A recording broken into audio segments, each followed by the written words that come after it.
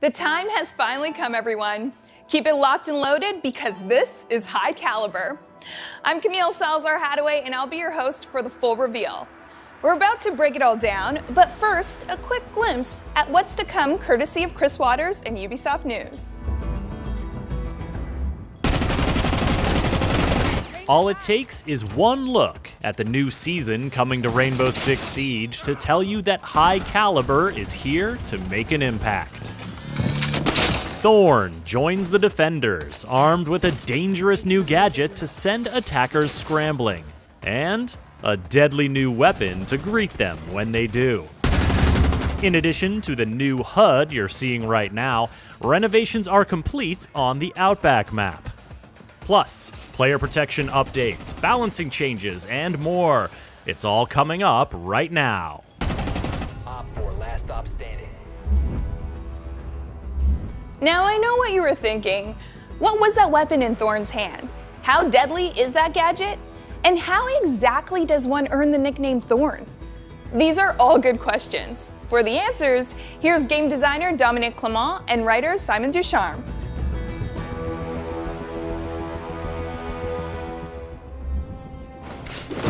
Razor shell out. The Thorn's gadget is called the Razor Bloom shell. It's a sticky device that you can throw pretty much everywhere on the map, and it's going to stick on pretty much any surfaces. This'll rattle them. It's a device that once an attacker walks within the activation radius, will trigger a time detonation. During that timer, the attacker will be forced to make a decision to either keep pushing, fall back, or try to find it and destroy it. We wanted to kind of iterate on the idea of a trap operator, a trap gadget. A lot of the gadget that we have right now that are trap are pretty, I'd say, binary. So either you walk into them and you get the effect, or you don't. So with this gadget, we wanted to kind of see what happens if you give the players a bit more time to react, and you give them a couple options. Imagine you have the device that is stuck on the doorway. And you're an attacker and you're ready to push the doorway. And as you cross the doorway, you activate the device. You have really 4 options that you can really do. The first one is you keep pushing, which is risky because hopefully you know that there's nobody playing around the gadget to kind of catch you. The second option is to fall back. Obviously, you're safe, but you've given away your position. And the third option is that if you're fast, you can try to locate it and destroy it before it detonates. And the fourth option, which is, you accept your fate and you stay there and you take the full damage, which is hopefully not your best option. With this device, it really creates this panic moment, this moment where you really need to make a decision. You hope that it's the right decision. So when it comes to designing the look of the device, it's something that starts very early in the production of the operator. The device is very mechanical, very engineered, very high-tech to get away from something that's maybe a bit more handmade. Razor shell out. So Thorn's loadout is quite unique because we're introducing a brand new weapon, the UZK-GI. If you don't recognize the name, it's normal because it's completely custom-made here in-house by our team. It's a small SMG, but don't get fooled by the small size of the weapon because it really packs a punch. It's chambered in 50 cal, so it really hits hard. It's a low fire rate, but it can really deal some damage. It will create quite a lot of destruction. And so you can use it to really play vertically and make holes in walls. It's really useful in that way. The other primary weapon is the M870, which is a shotgun that you can see on operators like Jaeger. In terms of secondary weapon, you have the 1911 TAC-UPS, and she also has the C75 Auto.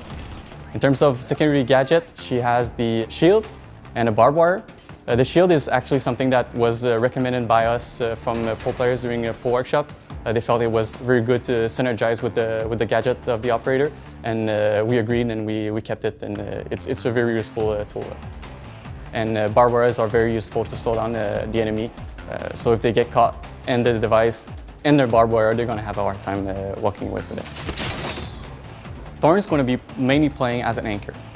She's very useful close to choke points. You want to have Thorn playing around her gadget because that's where she's the most deadly, and she's going to be super useful to slow down the attack. Where Thorn shines is where you play with your gadget. When they trigger it, they're going to be panicking. They're going to be running away, running forward. So it's the ideal moment to really utilize this confusion and this panic. What works really well with Thorn is operators like Clash, Lucy, Legion. These types of operators that really help you slow down the attackers. Clash can actually, bait the attackers into the device and then use our electric shock to slow down the attackers and kind of get them stuck into the danger zone. The main counters for Thorns is your classic anti-utility operators. So you have Thatcher, and you also have Twitch and Zero, which can use their cameras and drones to locate the device and destroy it with their lasers. IQ, obviously, super useful to spot the device and tell your teammates that, oh, there's a razor boom shell on that doorway or in that area of the map. You can also counter the razor boom shell with explosive, so you can blow the razor boom shell up, you can shoot them, and if you're very courageous, you can also melee it, but I don't recommend this option. User is no longer in your possession. Thorn's real name is Brianna Skean. She's from a part of Ireland that's known for horse breeding and military training. Growing up on her family's farm, she learned the value of hard work and determination because she always had to outperform her 4 older brothers who never made anything easy for her. And the first chance that she got, she followed the horses and joined the Garda. So Thorn is an elite tactical specialist and a weapons expert, and she's also the newest recruit to Cavera's team. She's worked with horses, been in mounted police during her police work, and her specialty is actually emergency response. She's always the first to wake up, she's always working out, she loves to challenge herself, and that's why she's so jacked. She actually redesigned her unit's obstacle course because she thought it was too easy. So Thorn is a sort of anti-bully figure, I would say. She doesn't take any nonsense from anyone, not from her brothers when she was little, not in her work today, and she really operates with the mindset that if you mess with her, you're gonna get hurt. My turn. Thorn's name and Thorn's gadget, the Razor Bloom Shell, kind of come hand in hand with the same concept.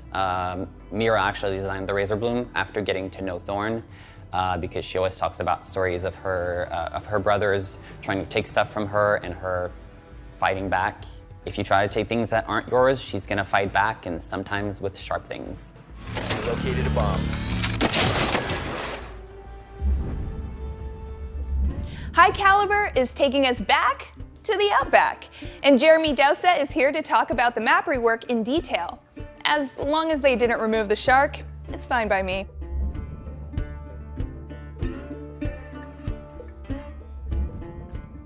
Outback's a relatively new map. There were problems with it, despite doing our due diligence. People found it hard to navigate. Anchoring on the sites was actually quite hard, and we want the map to go into Pro League, into ranked, and we want it to be competitive. So we decided to go through and actually look at the problems.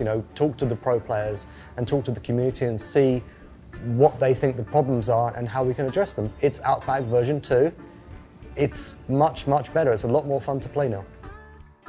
The outside was a little bit cluttered and people seemed to have a problem orientating themselves towards where the bomb site was when, once you've droned and actually found it. So we've gone through and addressed those issues, cleaned up the map, cleaned up the outside a little bit, and made sure the navigation and flow on the inside is actually much cleaner.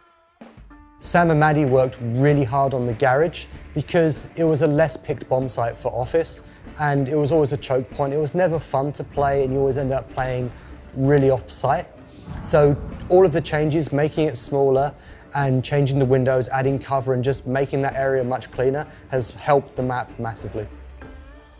Pirate Room in Office is now much easier to defend. We've added an exterior breakable wall and office supply, which really aids the ebb and flow of the attack and defense on that site. There was a major change in restaurant where we've split the rooms into 2 between Shark, which actually aids the navigation and flow because it's easier. It was a large open area, and making it a little bit smaller and a bit more comfortable has actually made it an awful lot more fun and a lot more fun to navigate in, especially if you're attacking. Obviously in the original map, Open Terrace was open and it was exterior. Now it's interior and it actually connects piano and resto. So what you've got now is when you come up the stairs towards Terrace, where it used to be, obviously it's enclosed, there's a double door that's barricaded, and it makes for an interesting way to enter the building, especially if you need to get upstairs onto the second floor. But it's also an awful lot more fun because you hide your drone in terrace and you can get a few sneaky lines of sight and you can see where people are setting up their defenses. So now it's actually a massive improvement to that area. So the motel rooms have been cleaned up. There was a lot of props, so it's actually been cleaned up. The closet's moved and the bathroom is also an awful lot cleaner now. It was a little bit messy and it was hard to see. It's a much simpler layout now. So Dawn's laundry has gone to laundry piano. Even though it's a relatively small change, it hasn't moved massively. It means it's easier to defend. The roamers have an easier time because it's easier to navigate for the flow. So it's actually made the site an awful lot more fun. There's always a few choke points into that thing and people will just anchor in the corner and just spray the walls. So cleaning it up and actually moving the site has improved that area massively. With the windows being moved, tweaked, and we have removed quite a few windows from the map, it actually is an awful lot more comfortable. You can anchor on the bomb sites. You can roam much easier as well. Going through and fixing these problems one by one, and as the map gets better and better and better, the play sessions get more and more fun. That's always the best thing to see, is when everyone's having fun, because if we're having fun, I know the community's gonna have fun. Next up, we're checking in with David Perpignan from Ubisoft Barcelona to talk about some balancing updates, including impactful changes to Finca's Adrenal Surge.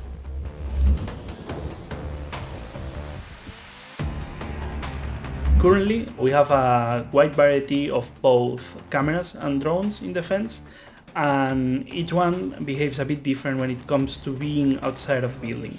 So, for example, drones will disconnect and the cameras will stay connected.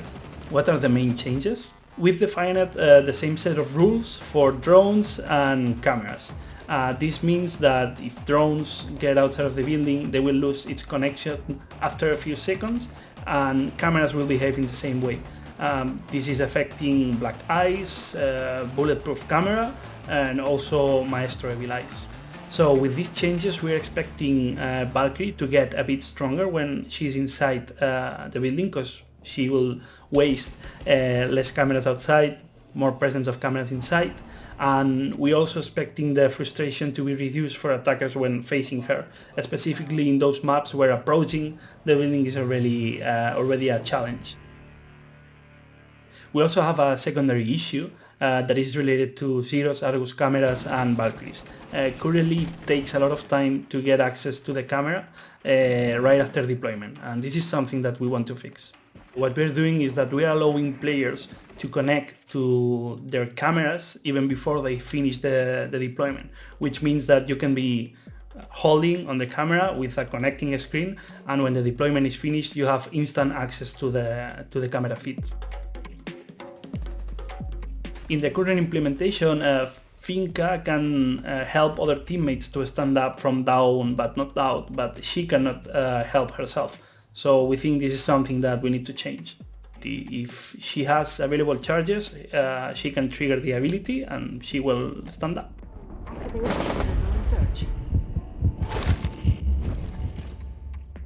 Okay, how many of you have filed a report on R6 Fix? Played the test server? If you have, your contributions have been invaluable to the team, and there are some big improvements coming. For more, here's test server associate producer Deanna Stanley.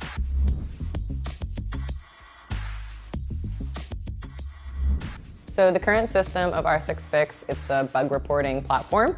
Players can go on and they can report issues from either the test server before season launches or for the live game. They just enter a bug with a description and their specs, and the dev team will look at it once it's acknowledged. Currently, we have some issues with the platform. So we know it doesn't always look active, and we hear from users that there's not a lot of trust in the platform right now. There's a lot of search issues, there's problems with ticket management, duplicates, and there's a general lack of clarity on how the platform works.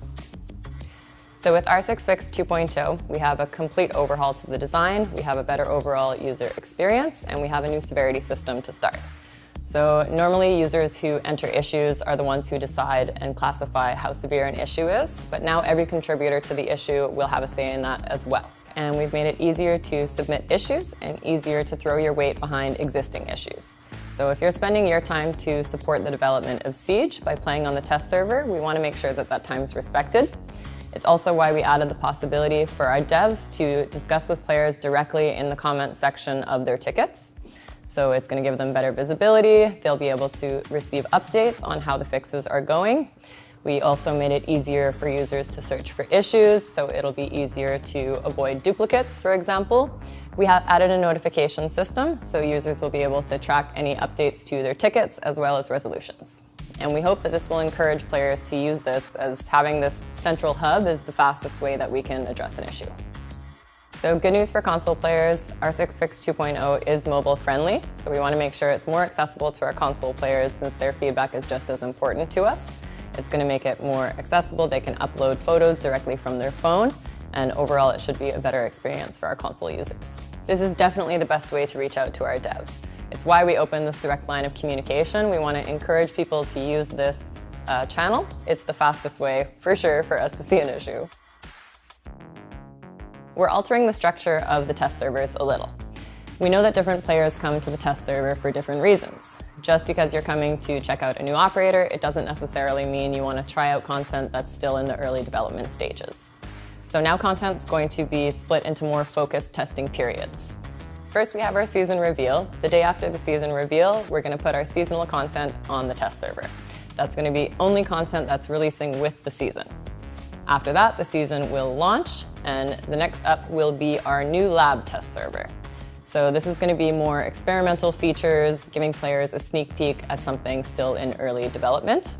Will this lab test server take place every season? We don't know. We usually have content that's ready to show at that stage, and we hope that we're going to be able to do it as often as possible to give players that sneak peek. Finally, we'll update with the balancing test server, and then leading up to the next season reveal once again. It's no secret that player feedback is really important to us on the test server and on the live servers. It's why we chose to invest in our 6fix 2.0 and also why we've brought these changes to the test server.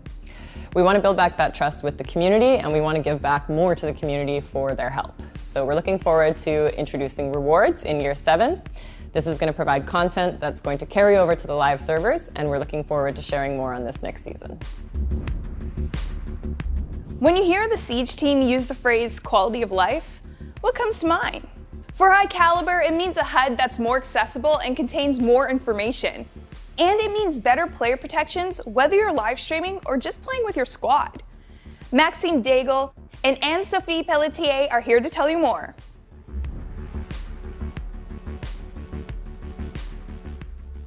The current HUD has a few issues, one of which is that the game has changed a lot in the past few years. Unfortunately, the HUD remained pretty much the same. We've also looked at the future operators and the ambitions of the team, and there's a real need for a reshuffle of information we're showing. You might not know this, but Siege's UI is based on Flash. And internally, we created a new tool called Phoenix. Basically, is faster, it's easier to work with, more future-proof. It's the perfect time for a rework of the HUD. And now, at a glance, you can get a quick impression of what your inventory is consisted of. You don't have to switch to your gadget, say, to see if you have a certain ammo type equipped. For example, Zofia or Capital. We've also streamlined the way we represent resources, for example, Cavera and Warden. It's a bar that depletes and refills over time. They're shown similarly in the HUD.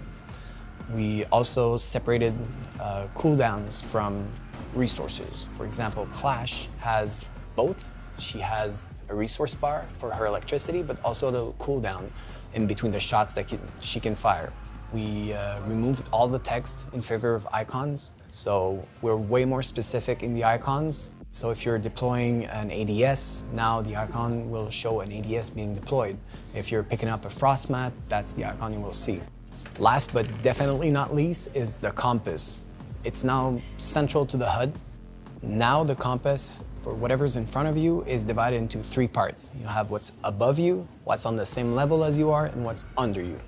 We've also added a ton of new world markers into the compass. So before you only had the yellow pings, but now you have the marked positions, you have the objective markers, you also have the player death markers. We've also added a new module called the ping location reminder. It'll show the floor and the location of the ping so you can make better callouts.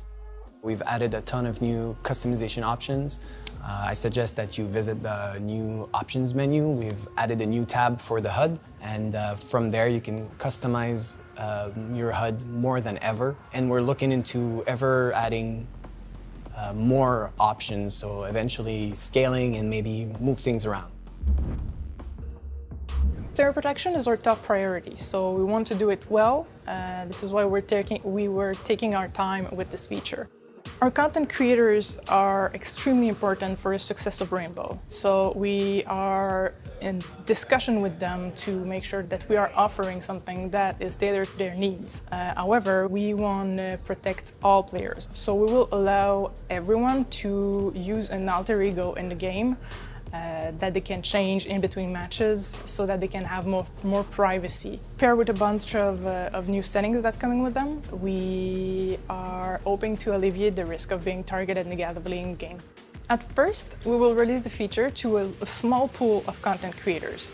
We will stress test the feature, make sure that there's no bugs, make sure there's no exploit, and once we're ready, we will release it to the rest of the population.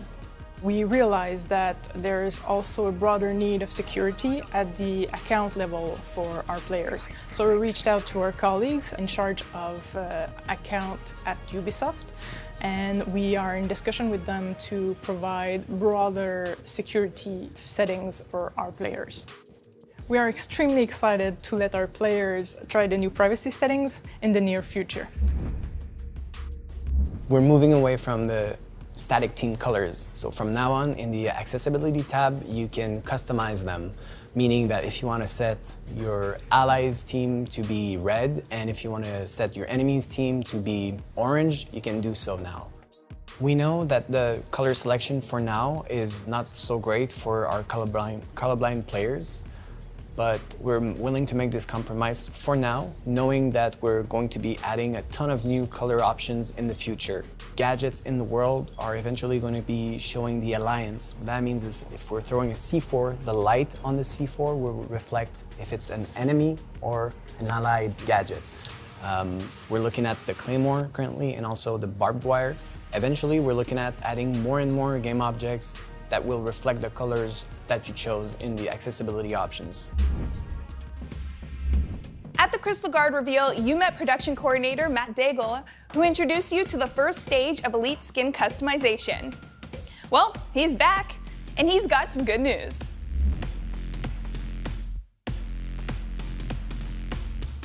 Hey, it's me again. Firstly, thank you so much for all your Elite 2.0 combinations. It's been a blast watching social media explode with all the awesome and unique creations. So as we teased in the previous season with customizable headgears and uniforms, I'm excited to announce that this season we're fully ready to release the Elite 2.0 complete package. You'll be able to customize between your ability skins, your victory dances, and your customizable op cards. I'm also excited to announce that we'll be releasing a brand new MTX category, the exotic weapon skins. The animated weapon skins will arrive for Season 4. Here's a sneak peek of what it will look like. Our new exotic MTX category will open the door to tons of brand new possibilities in the future. The show is almost over, which means it's time to tell you when the test server is going live. It's tomorrow. It's usually the day after these reveals. You know how it works. In addition to the updates we've talked about thus far, the High Calibre test server will also include the bulletproof camera rework and the HUD drone counter. These changes debuted in Year 6 Season 2 test server, and they are scheduled to go live this season. Experience all these exciting changes for yourself in the High Calibre test server starting tomorrow.